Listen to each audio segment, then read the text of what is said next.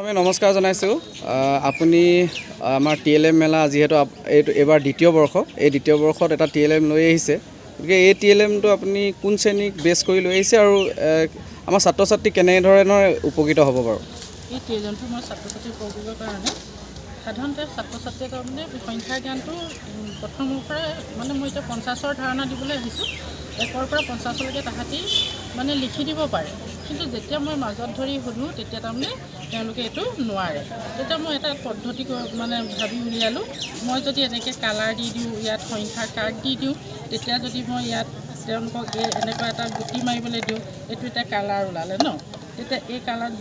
কালাৰটো চিনি পালে তাৰপিছত সেই ছাত্ৰজনে এই কালাৰটো লৈ ল'লে তেওঁক মই এটা কাৰ্ড টানিবলৈ দিওঁ এনেকৈ সি এটা কাৰ্ড টানিলে কাৰ্ড টানি তাৰ 4 সংখ্যাটো ওলালে সেই 4 সংখ্যাটো সি ইয়াত দি দিলে এতিয়া ই ৰঙো চিনি পালে 4 সংখ্যাটোও চিনি পালে আৰু ই ইয়াত বহুৱাব জানিলে এনেকৈ মই ভাবিয়ে এই TLMটো প্ৰস্তুত কৰিছিলোঁ মানে একেটা সময়তে আপুনি সংখ্যাৰ ধাৰণাটো দিছেই লগতে ৰঙৰ ধাৰণা এটাও দিব বিচাৰিছে আকৌ ইয়াতো মই আৰু মানে কি কৰিব পাৰোঁ ৰঙৰ মানে এটা খেলো তাহাঁতক খেলাব পাৰোঁ মই ইহঁতক যদি এনেকৈ ৰং মানে এনেকৈ দি দিওঁ প্ৰত্যেকটো কালাৰৰ এইকেইটা ৰং কৰিব নেকি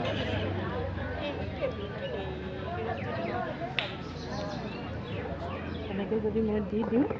ৰংটো তুলি দিছোঁ আৰু কি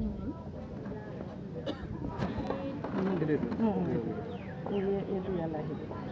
ইহঁতক এনেকৈ মই এই গুটিটো মাৰিবলৈ দিলোঁ এই গুটিটো যেতিয়া মাৰিব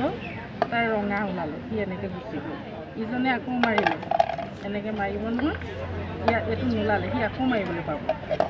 সি ইয়াতে এনেকৈ আকৌ মাৰিব যে তেতিয়া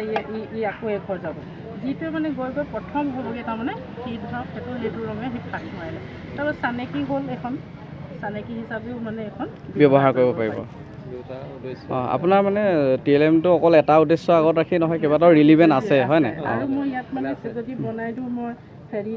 আগৰ পাছৰ সংখ্যাৰো মানে মই ধাৰণা দিব পাৰিব মাজৰ সংখ্যাৰো ধাৰণা দিব পাৰিম মই কাৰ্ডত যদি বনাই লওঁ হেৰি কৰি পেলাই কিমান ছাত্ৰ ছাত্ৰীয়ে উপকৃত হ'ব বাইদেউ এইটোত মই ভাবিছোঁ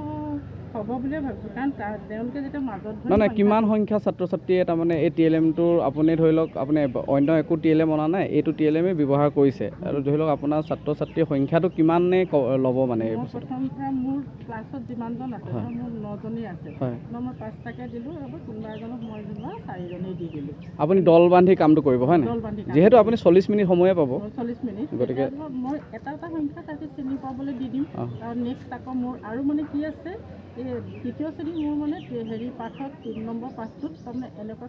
ৰঙৰ এটা হেৰি আছে তাতে তেওঁলোকে তাৰমানে যোগ কৰি এটা সংখ্যা পাইছে সেই সংখ্যাটো ৰং দিবলৈ কৈছে তেওঁলোকে যদি ৰঙেই চিনি নাপায় সেই ৰংটো কেনেকৈ দিব সেইটোৰ ওপৰতে মই ভিত্তি কৰি তাৰমানে এই বস্তুটো মানে ৰংখিনিও চিনি পালে তাহাঁতি আৰু সংখ্যাটো চিনি পালে আৰু সেইভাগে তাহাঁতি ৰং কৰিব পাৰিব থেংক ইউ বাইদেউ সুন্দৰ